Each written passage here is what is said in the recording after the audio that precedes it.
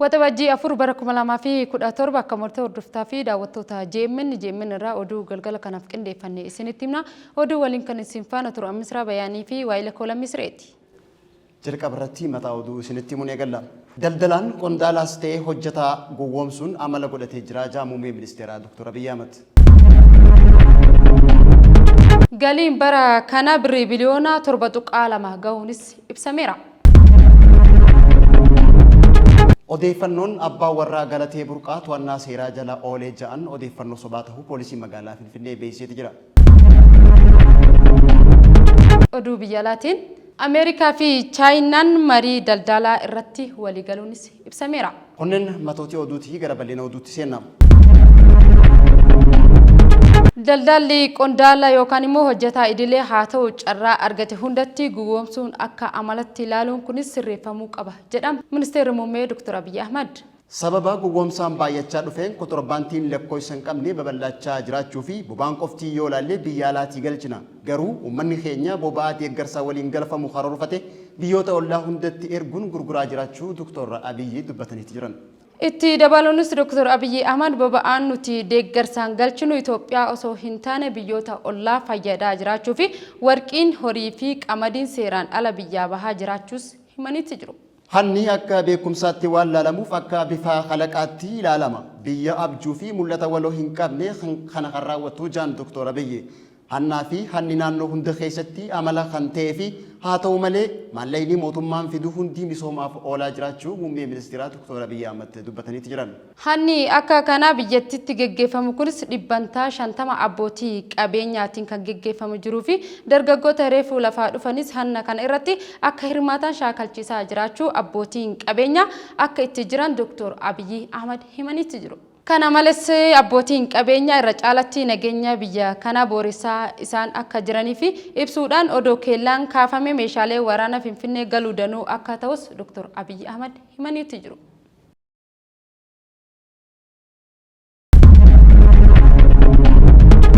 Itoophiyaan bara 2017 qofa alergii galii doolaara biliyoona 7.2 argachuu ministeerri maallaqaa ifoomseeti jira. Galiin kunis kan bara darbeen dhibbantaa 118 kan caaluu fi kunis immoo seenaa biyyattii keessatti galii olaanaa ta'uunis himameera. Itoophiyaan baatilee 10 kan dabran keessatti oomishaalee gara alaatti ergamturraa galii doolaara biliyoona 7.2 argachuu ministeerri maallaqaa obbo Ahmed Shideen beeksisanii jiran.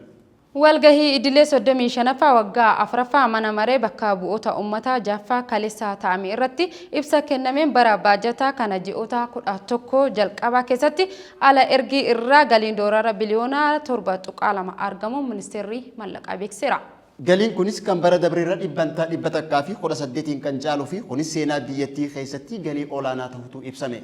Galiin kuni bara darbee yoo wal fakkaatu doolaara biliyoona 3.3 argame wal bira qabame yoo ilaalamu dhibbantaa 118 dabaluu isaa hubachiisuudhaan obbo Ahmed Shidee himanitti jiru. Seenaa ala ergii Itoophiyaa keessatti bu'aa olaanaa ta'uunis himameera. Ji'oota dabran keessatti riiformii shalafa alaa imaammata maallaqaatii fi faayinaansiin cimaan hojiirra oolchuun bu'aan argamsiisuu kan himan riiformiin shalafa alaa garii daldala alaa haalaan akka dabalee taasiseeti jira jaan ministerichi. Raawwiin kun bu'aa qabeessummaa riiformii hojiilee gama qonnaatiin hojjetaman akkasumas albuudaa fi gameelee biroo keessaa kan oomishaman ta'uu ministeerri maallaqaa kun ifoomsaniiti jiran.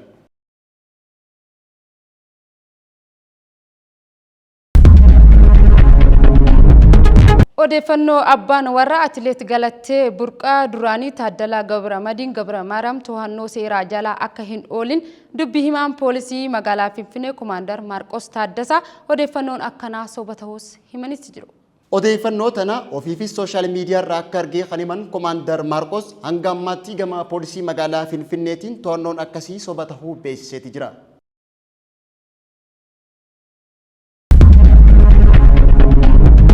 Garuu biyya alaatti dabarra. Ameerikaa fi Chaayinaan waliigaltee daldalaa irratti akka waliigalan ibsameeti jira. Qondaaltonni Ameerikaa fi Chaayinaa marii London irratti mari'ataa turan irratti uggura ala ergii kaa'amee ture laaffisuufis waliigaltee taariffaa kanaan dura Jeenevaa irratti gahamee ture itti fufsiisuufis waliigaltee irra gahuutu himameeti jira.